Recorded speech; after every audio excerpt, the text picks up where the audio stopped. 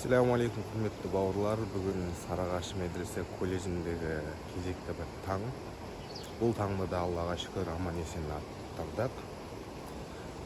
Қазір менен бамдаттан кейін сағат 7-лер шамасы сабақ оқып отырып бір идея қылсаққа шығып бір блог түсіруге. Сол блог түсіру үшін қазір шықтым міне. Жалпы әр күнге таңымыз қалай атады, мен таңда не істеймін, нелер болады, барлығын айтып өтетін боламын. Сол мынандай әдемі көріністер көп бізде.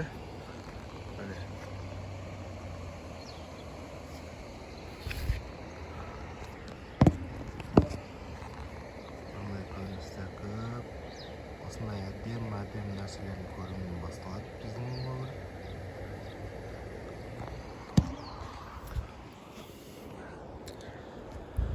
Жалпы осылай серуендеуге шықтым. Негізі бір 3 апта көлемі болды серуендеуге шықпай жүргеніме. Одан алдын күнде таңертең бамдаттан кейін шығып, жүгіріп, сәл разминка істейтін едім. Ол да қалды. Бүгін енді қайтадан шығып сіздер үшін блог түсіріп жатырмын. Бұл блогты енді YouTube каналымнан көретін достар. Қандай қызықтар бар, нелер болып жатыр біздің мешітте, медреседе. Таңымыз қалай өтеді, барлығын көрсететін боламын, Құдай қаласа. Осылай мешітті айналып қайтам, сұлулығымды. Бұл мына мешіттің, мына менің артымда тұрған мешіттің сұлулығын қанша рет көрсең де көрмейсің. Әсіресе түнгі уақытта келсең, сұлулығы одан да артады. Білмеймін, түнгі уақыт ерекше бір сұлулық береді біздің медресеге ше. Тағы бір-екі кадрлар бар, түнде түсірілген соларды көрсетемін. Осы кадрларды көріп, біздің мешітке ғашық болмау мүмкін емес.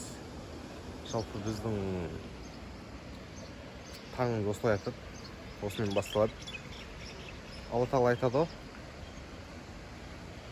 кім ерте тұрса, рызығын арттырам деп. Сол рызығымыздың артуына бір себеп біздің сол бамдаттан кейін ұйықтамауымыз ба деп ойлап қоямын. Жалпы солай енді мен қазір ішке кіремін. Енді сабаққа дайындықты бастаймын. Тағы сәл сабақ оқимын. Сонымен 9-да өзіміздің сабақ басталады, колледж сабақтары. Міне қазір бізде түн болды. Құптанды оқып болдық, сағат 12-ден асып кетті уже.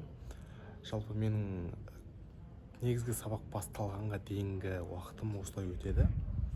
Және бұл уақытта мен не істеймін, өзім қызыққан сабағымды оқимын в основном.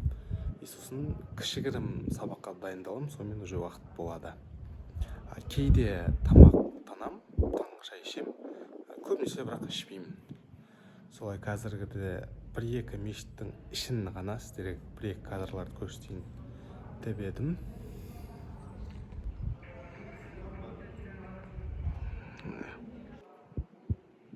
Мешіттің ішкі кадрлары.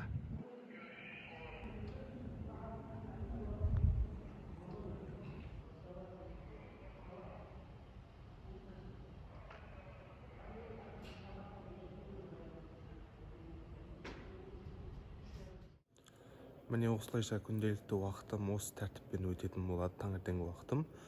Енді сіздерге тағы бір айтарым, мен осы айдың соңына дейін Құдай қаласа 1000 подписчикке жетуді мақсат етіп қойдым. Осы видеоға лайк басып, каналға подписаться етіп, қоңыраушаны бассаңыздар, соның өзі үлкен қуаныш мен үшін. Ал енді келесі блогтарда кездескенше сау, аман болыңыздар.